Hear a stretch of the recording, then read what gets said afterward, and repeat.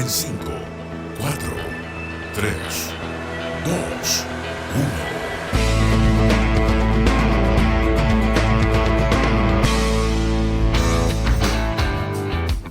Hola a todas y todos, les doy la bienvenida a un nuevo episodio del podcast La Comunidad de los Datos, transmitido por Radio TX Plus.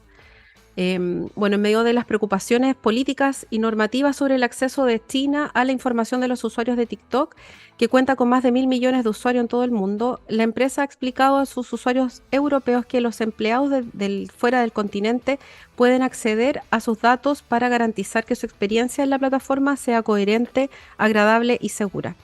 Los otros países en los que el personal de TikTok podría acceder a los datos de los usuarios de Europa son Brasil, Canadá e Israel, además de Estados Unidos y Singapur, donde se almacenan actualmente los datos de los usuarios europeos. El presidente de Estados Unidos ha desechado las órdenes ejecutivas de su predecesor, Donald Trump, que ordenaban la venta del negocio de TikTok en Estados Unidos, pero en su lugar ha pedido al Departamento de Comercio que elabore recomendaciones para proteger los datos de las personas dentro de su territorio frente a adversarios extranjeros. El Comité de Inversiones Extranjeras en Estados Unidos, que examina los acuerdos comerciales con empresas no estadounidenses, también está llevando a cabo una revisión de seguridad de TikTok. La directora de privacidad de TikTok en Europa dijo que en base a una necesidad demostrada para desempeñar su trabajo, sujeta a una serie de rigurosos controles de seguridad y protocolos de aprobación y mediante métodos reconocidos por el Reglamento Europeo de Protección de Datos, permitimos, dice, a ciertos empleados de nuestro grupo ubicados en Brasil, Canadá, China, Israel, Japón, Malasia, Filipinas, Singapur, Corea del Sur y Estados Unidos el acceder a distancia a los datos de los usuarios europeos de TikTok. Estos datos podrían utilizarse para realizar comprobaciones sobre aspectos de la plataforma como el rendimiento de sus algoritmos. TikTok también ha reconocido que los empleados de la empresa matriz acceden a algunos datos de los usuarios en China.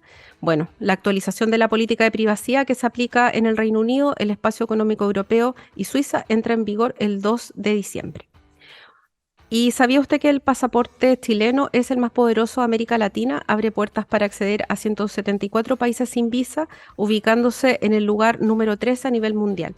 IDEMIA, fabricantes del pasaporte en Chile, hacen el mundo más seguro, son líderes en identidad y biometría y entregan tecnología sofisticada a escala ciudadana. Bueno, hoy día les quiero presentar, estamos con una invitada del extranjero, desde Paraguay nos acompaña Mari Carmen Sequera. Hola Mari Carmen. Hola Jessica, ¿cómo estás? Muchas gracias, Mari, bien. Bueno, Mari Carmen es abogada, ella es cofundadora de TEDIC, una organización de la sociedad civil de Paraguay. Ella además es candidata a magíster en propiedad intelectual en Flaxo, Argentina, especialista en ciberseguridad por la Universidad de León y en tecnopolítica por la Universidad de Barcelona. También realiza investigación y publicaciones sobre tecnopolítica, derechos digitales y género. Así que muchas gracias, Mari Carmen, por aceptar mi invitación a este programa. Gracias, Jessica, por pensar en nosotras, en TEDIC, de sumarnos a este programa también. Así que muy contenta de estar aquí. Bueno, Mari, una de las razones, digamos, de los propósitos de este programa justamente es generar esta comunidad de datos, ya donde distintos especialistas desde distintos ámbitos o sectores vienen a contarnos un poco qué es lo que hacen, qué investigaciones están realizando. Entonces, la idea es como que tú nos comentes qué es TEDIC, qué hace dentro de su país, también dentro de la región latinoamericana. Bien. Bueno, TEDIC es una organización que trabaja tecnología y derechos humanos en Paraguay, en la región y en el globo. Anteriormente, hace 10 años, porque este año 2022 cumplimos ya 10 años de trabajo. En principio teníamos como un foco más de participación ciudadana y tecnología y también derechos humanos en Internet. Y esto fue sobregirándose, ¿verdad?, a enfocarse y especializándose en temas más específicos de la demanda de la región con relación a privacidad, libertad de expresión, temas de género, enfoques de género, toda la parte de tecnología y cruzamiento de género, y cuestiones como que fuimos aprendiendo en el momento por la implementación de tecnología como criptomonedas, blockchain, ahora también la inteligencia artificial y todas las regulaciones que se están implementando en la región, que Paraguay no está ajeno a esto, esta es una tendencia global y nuestra intención es bueno, dar esos alertas a partir de más evidencia de lo que se está discutiendo en la región y a su vez también generar investigaciones. Entonces, en nuestro espacio, en contextos tan complejos como Paraguay, que es un país muy pequeño, donde quizás tenemos un crecimiento mucho más desigual en la región. Eso significa que no hay la misma cantidad o calidad de academia o técnicos en el área de tecnología. Esto hizo de que TEDIC, además de ser un grupo de abogados bueno, académicos, tengamos que hacer el rol no solamente de incidencia, que es el rol de lo que hace una sociedad civil organizada, sino también investigaciones, también campañas y otras que tienen que estar relacionadas a otras múltiples partes interesadas, pero nuestra vez nosotros como concentramos, eso genera mucha demanda o mucha responsabilidad también en nuestro país, lo cual estamos muy contentos de poder hacer y llegar, no sé si a tiempo con todo, pero con muchas ganas de seguir, bueno, aprendiendo y compartiendo nuestros hallazgos. Y eso generó también, no solamente en Paraguay, un interés, sino también sabiendo que nuestros contextos del sur global son mucho más parecidos, logramos unir a la agenda regional y a su vez también a la agenda global sobre las preocupaciones desde esta mirada no hegemónica quizás de las regulaciones que se están implementando con relación a estas tendencias globales de mercados, tendencias también de regulaciones de tecnología que quizás están un poco más ajenas a la perspectiva de derechos humanos. Así que estamos aquí, como igual de muchas organizaciones, y estamos muy contentas de cumplir ya 10 años en esto. Ah, excelente. Oye, Mari, y ahora, por ejemplo, en América Latina, ustedes, yo sé que han desarrollado varias investigaciones. ¿Cuál podrías como destacar que es como alguna de las investigaciones más importantes del último tiempo que dan cuenta también de una tendencia en la región de cómo se está implementando cierto tipo de tecnología? Bien, yo creo que es bastante amplio todo, ¿verdad? La demanda es muy alta, no sé si todo podemos hacer y lamentablemente también la gente que cree que como hacemos tecnología cree que podemos hacer todos los aspectos del derecho, pero bueno, hacemos lo que podemos y en una de las últimas más interesantes que creo que puedo compartir tiene que ver con la parte de derecho laboral y tecnología. Nuestra investigación que vamos a estar lanzando dentro de unas pocas semanas está más relacionada a cómo el sector privado, específicamente de transporte privado, en este caso puede ser Uber, Bolt, también tiene que ver con las plataformas de delivery, que tienen que ver con pedidos ya y otras que quizás algunas no sean tan conocidas en la región, que pueden ser también nacionales, ¿verdad? En Paraguay, o también las globales, y cómo estas se relacionan con los derechos laborales, cómo aplican, cuáles son sus políticas tanto de derecho laboral como también el derecho a la privacidad, su tratamiento de datos personales y otras cuestiones como más políticas con relación a transparencia, rendición de cuenta, transparencia algorítmica y bueno, eso en general, ¿no?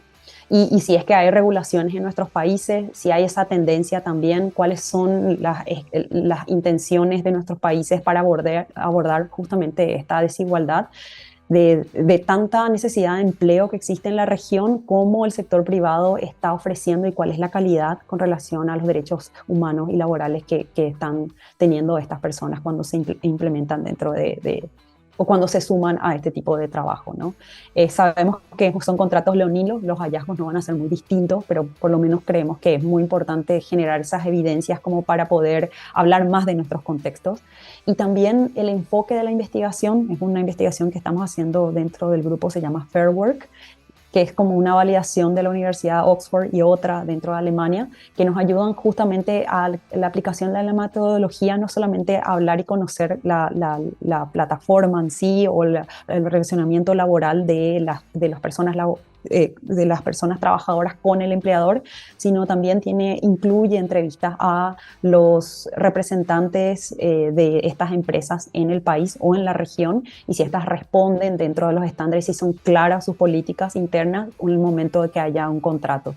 Entonces también tiene que ver con una metodología de ver en qué puntaje le damos a estas empresas que cuidan mejor. Entonces giramos la investigación y la publicación desde un enfoque más de estrellas, de calificaciones, de decir quiénes son de una manera mucho más positiva, hacia dónde debería ir dentro del marco de los derechos laborales y derechos humanos. Y hay interesantes puntajes, ¿verdad? Algunas que están más relacionadas a cómo mitigar la violencia dentro de sus aplicaciones. Hay otras que están teniendo interés pero no sabían hacia dónde ir. Creemos que esto puede dar una cierta orientación a ese sector. Y por otro lado, también mayor información a los trabajadores sindicales que están también formando parte de este tipo de trabajo y que necesitaban mayor información como para también demandar a este sector. Así que estamos muy contentas de este resultado como algo muy nuevo y que nos parece interesante también que otras organizaciones de la región puedan implementar esta metodología. Somos muy pocos, creo que hay en Chile también hay una, voy a confirmarte después, Jessie, pero sé que hay una en Colombia, en Brasil, pero esto lo abordan más las academias, las universidades dentro de estos países, no organizaciones como las nuestras. Así que para ellos también es la primera vez en América del Sur que tienen su coparte como una organización, no una academia. Pero bueno, eso como te contaba, está más relacionado a que en Paraguay aún existe o hay una ausencia importante de que la academia aborde estos temas. Entonces nosotras estamos atragantándonos en todas, pero disfrutamos por lo menos. Bueno, muy América Latina igual, ¿eh? Sí, así veo. Pero espérate, esto se parece un poco a lo que hacían del ¿quién cuida tus datos de la IFF o no? ¿Sí? Sí, la de Who Has Your Back, que es la de Electronic Frontier Foundation, también tiene parecida a esa metodología, solo que esta no es validada por una universidad.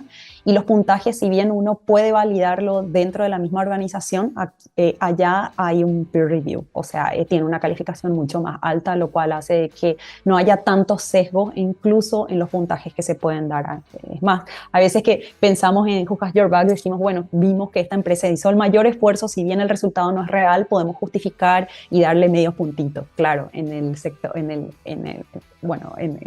la investigación con Oxford no nos permitieron, por eso hay puntajes muy bajos lamentablemente, y eso tiene que ver con, bueno, un sector que necesita todavía ser más competitivo quizás y entender de que los datos personales pueden ser una cualidad activa dentro de sus empresas para poder también ofrecer un servicio con mayor confianza a sus clientes. Claro, es un valor que le pueden entregar a los clientes. Y de hecho, justamente hablamos desde la experiencia del usuario que pueda tener en su privacidad. Por ejemplo, de hace falta mucho encuestas también. Yo creo que estudios a la forma en que están aplicándolo en esta revisión de contratos. Me parece súper interesante y bueno, ojalá se pueda hacer en Chile también una revisión como lo que están haciendo ustedes allá en Paraguay. Te voy a confirmar si es que hay. Creo que sí, me suena, pero como yo no hice parte de esa investigación, sino fue mi otro compañero, creo que te puedo enviar después por correo para que ustedes después puedan entrevistar también a la gente de Chile. Sí, sí, buena idea. Oye, Mari Carmen, dentro de la región faltan muy pocos países latinoamericanos para que tengan ley de protección de datos. O sea, está Bolivia, Paraguay. Bueno, Chile que todavía no actualiza su normativa del año 99, por lo tanto no tienen autoridad de control. Y bueno, y sé que existe un proyecto de ley de protección de datos personales en Paraguay, que es una ley integral de protección de datos y que apunta justamente a esto a la protección de las personas a través de entregar herramientas jurídicas que sean suficientes para que puedan garantizar el control sobre su información personal. Un poco que nos puedas contar en qué va este proceso de proyecto de ley, en qué estado se encuentra, cómo han participado ustedes, qué es lo que me podrías contar en relación, porque he escuchado cosas, me han dicho que Paraguay ha hecho algo distinto a lo que han hecho en el resto de la región, por lo menos desde el punto de vista del ponerse de acuerdo. Cuéntame tú, desde tu posición, ¿qué tal ha sido este proceso? Bueno, creo que este proceso, primero, las leyes de datos personales en un país como el nuestro no es una agenda. Entonces, conseguir la voluntad política es muy complicada. Y claro, hay otros intereses, estamos en medio de elecciones presidenciales, municipales, siempre. Y bueno, tiene que ver con una falta de interés del sector público para poder hacer o regularlo de esta manera, regularlo una manera integral. Existen normativas, anteriormente teníamos una ley de carácter privado que era la que regulaba gran parte de datos personales, pero de una escuela mucho más antigua, que estaba más relacionada a la Big Data, con un aspecto más clásico de utilización de protección, y era una medida muy unilateral, individual, ¿verdad?, de la persona que se encontraba dentro de una situación de abuso o al menos una preocupación, rectificación o lo que fuera. Ahí teníamos algunos artículos que estaban mucho más relacionados a datos sensibles, pero era bastante precario, ¿no? Esto era al comienzo de los 2000, también eso fue una tendencia en América Latina, todas teníamos nuestras leyes de datos personales o de tratamiento de datos de carácter privado. Y bien, lo que pasó fue que en nuestra organización empieza hace 10 años y más o menos hace 6, 7 años hubo una ley de conservación de datos de tráfico que tiene que ver con el rol del sistema judicial de acceder a los datos de IP, de entrada, salida y otras complejidades para solicitarles a las proveedoras de Internet para perseguir los hechos punibles ocurridos en Internet. Y eso nos generó una alerta porque estábamos habiendo de obligaciones de tratamiento de datos y acceso a datos personales sin regulación. Y ahí empieza la primera parte de la campaña, hace 6 años atrás, con nuestra ley, contra una ley que se llamó Puraweb, en guaraní lo decíamos así, que bueno, es nuestro idioma materno y es nuestro idioma principal en el país, ¿verdad? Y eso nos llevó a tener una campaña súper satisfactoria porque conseguimos el rechazo absoluto de esa ley, con la condición que el sector, en la Cámara de Diputados, que era la que rechazó, iba a generar este espacio de discusión y para generar la ley de datos personales. Bueno, eso tiene casi 6 años. Oye, Entonces, Mari, es un y proceso. ahí un poquito explicarle a la gente qué significaba Piraweb. Yo conozco esa campaña cuando la lanzaron hace 6 años, me encantó, pero un poco para que entiendan cuál fue el sentido de la campaña con estos nombres para el resto de América Latina que no conoce el idioma guaraní.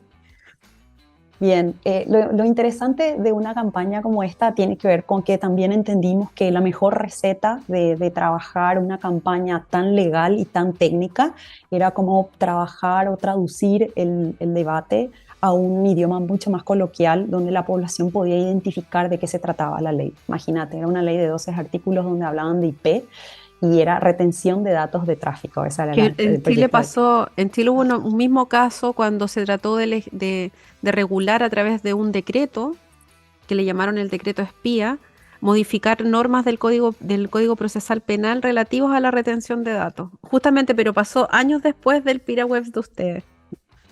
Sí, es que es una tendencia. Igual eso no significa que no haya. Ahora volvió, después te Mm. cuento, ¿verdad? Vuelve de nuevo la ley después de 6 años. Y esta ley, la ley de conservación de datos de tráfico, lo llamamos Puraweb. En guaraní, Puraweb, Pu es guaraní y es pie. Iraweb sería como pies silenciosos, ¿no? Que se usaba en la época las guerras de Triple Alianza, no sé si ustedes conocen, la guerra grande contra Paraguay, que es Brasil, Uruguay y Argentina, y destruyen prácticamente toda la sociedad y también gran parte del territorio también se distribuye, Brasil y Argentina propiamente, ¿no? Y en ese momento las personas que trataban de hacer silencios en algunos lugares, y eso más o menos en esa época ya se usaba eso, los indígenas usaban eso para no hacer ruido, se traslada en la época ya la dictadura, ¿verdad? En los años 70 y 80 para poder escuchar qué pasaba dentro de las casas. Entonces esto era como un informante, era una persona como chismosa, pero que facilitaba esa información a la policía.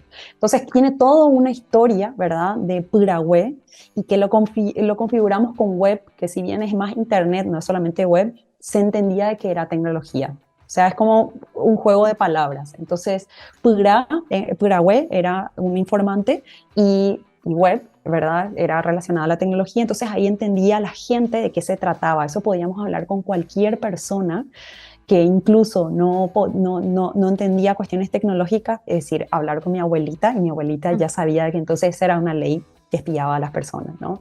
Y con eso conseguimos que mucha afinidad también de la prensa de poder comunicar y trasladar esta preocupación y esta alerta, y eso llevó a que en el Congreso consigamos el rechazo absoluto de la Cámara y se archive por parte de la Cámara de Diputados. Esto nace en la Cámara de Senadores, pasa a diputados, diputados de la que rechaza, senadores no consigue, ¿verdad? El rechazo mayoritario, vuelve a diputados y ahí teníamos que tener la mayor cantidad de personas, o sea, teníamos que tener casi el 90% 80% del voto en contra, pero conseguimos el rechazo absoluto. Toda la Cámara rechazó, así que también tuvimos esa alegría por parte de los diputados que lograron rechazar como les contaba, con el compromiso de que si vuelve una ley similar como esta, que seguro va a venir, necesitamos una ley que dé más robustez a una protección de tratamiento de datos personales. No podemos generar estas leyes sin las protecciones y garantías.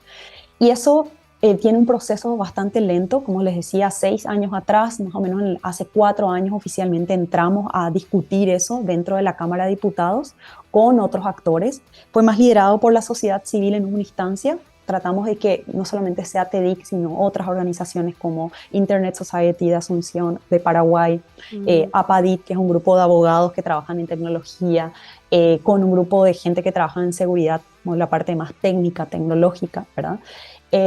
Y un estudio jurídico, nos juntamos como para discutir y en todo caso liderar el proceso de discusión. Y ahí invitamos en diferentes procesos, invitamos en una primera etapa a la armonización que le llamamos, o homogenización de ciertos aspectos que deben ser discutidos dentro de la ley, y eso invitamos al sector público, al sector privado, le invitamos a todos a nivel nacional, también a funcionarios públicos, senadores, diputados que estaban interesados dentro del proceso, también empresarios y estudios jurídicos para poder hablar de la ley. Como este era un tema muy nuevo, nos dimos cuenta que entonces la demanda era como una etapa como posterior. Quizás lo que dijimos era, vamos a homogeneizar los términos o las discusiones por qué necesitamos una ley de datos personales para después trabajar con este grupo y para que no se sienta tampoco que el grupo, como no es especializado, se autoexcluya, ¿no?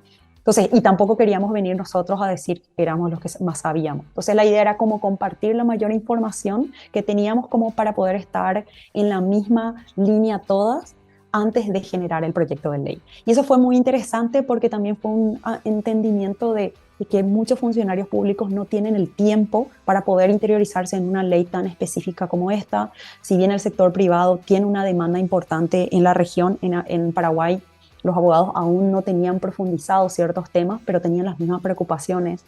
Entonces, y también no tenemos grandes empresas o grandes oficinas de empresas hegemónicas dentro de la región. Entonces, eso también hizo que sea mucho más fácil las intenciones de qué queremos en nuestros contextos de una manera como más quizás soberana, ¿no?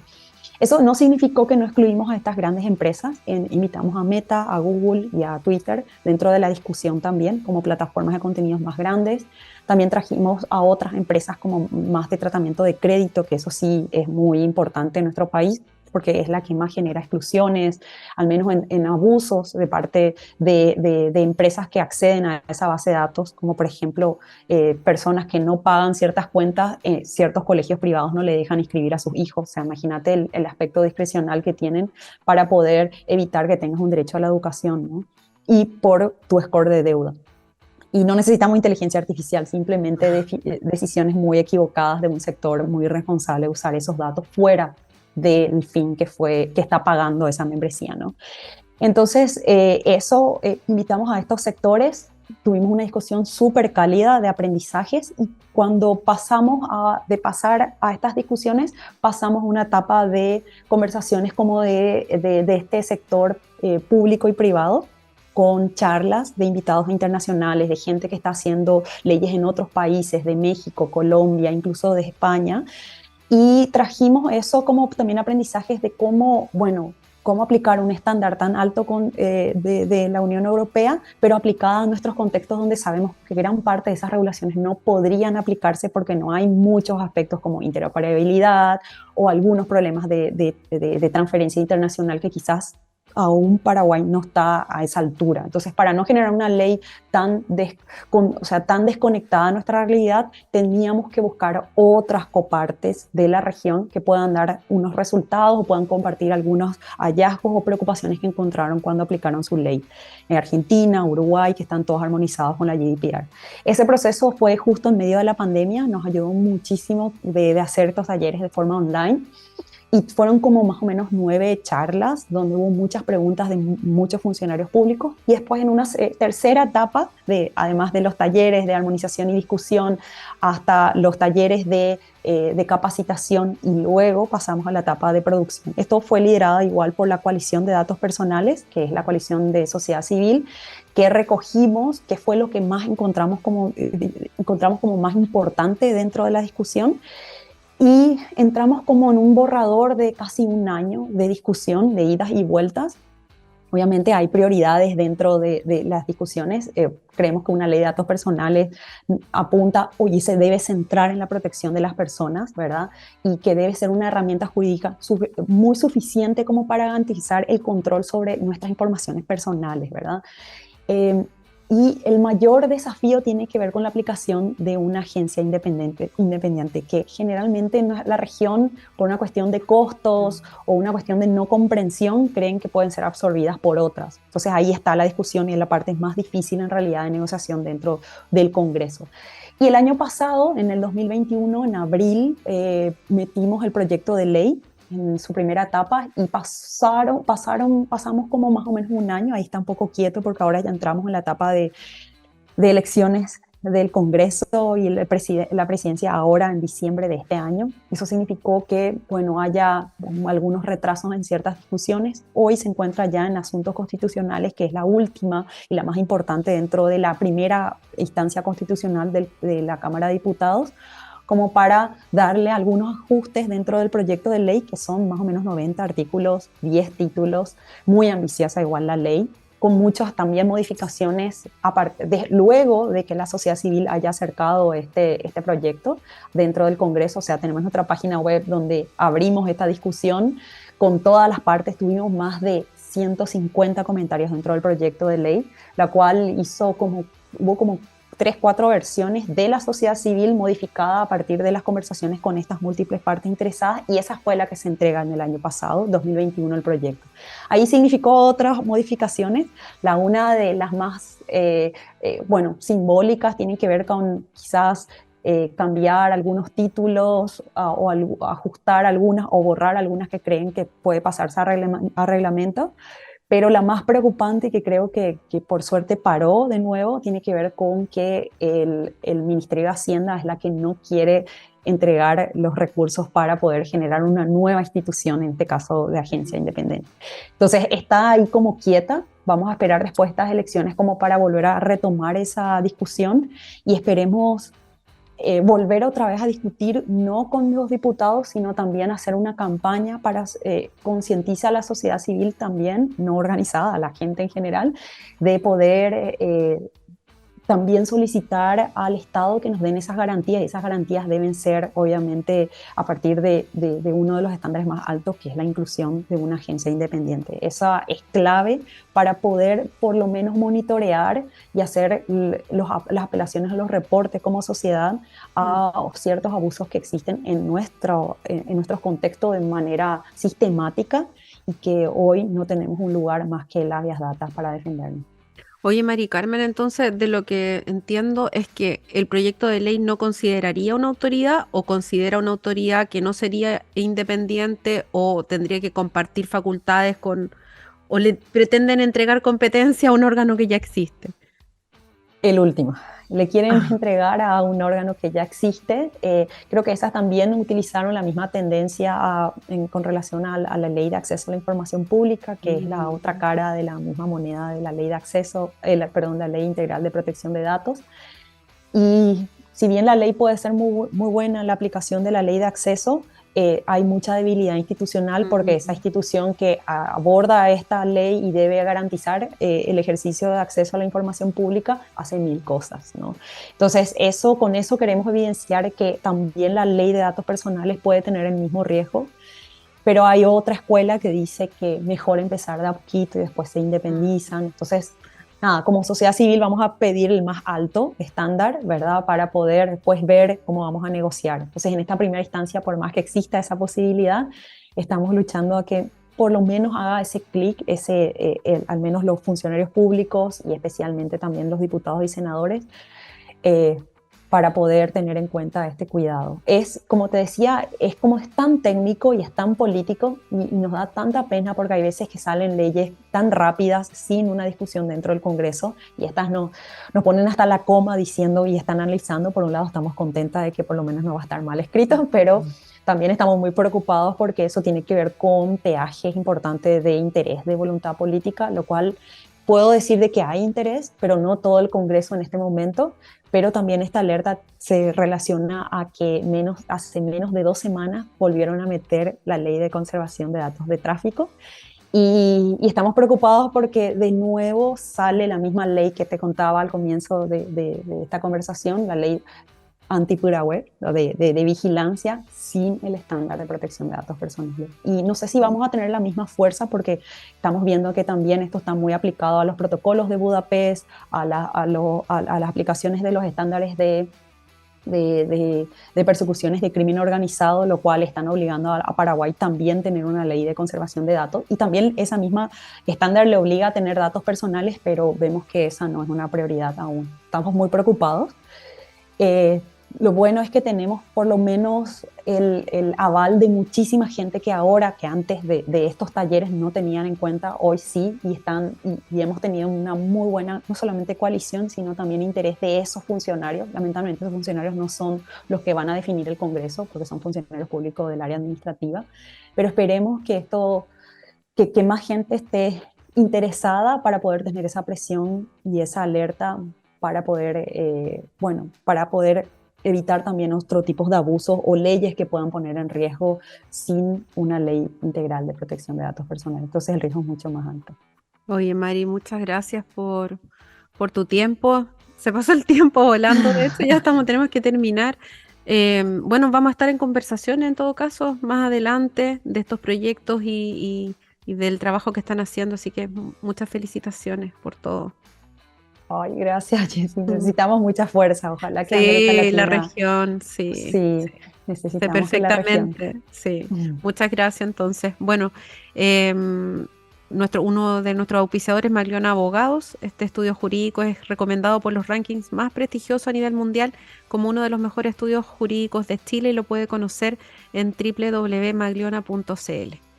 Gracias por vernos, por escucharnos. Nos vemos el próximo miércoles en la Comunidad de los Datos. Sigan conectadas y conectados a TX Plus, donde pueden encontrar la mejor información sobre ciencia, tecnología, salud y mucho más.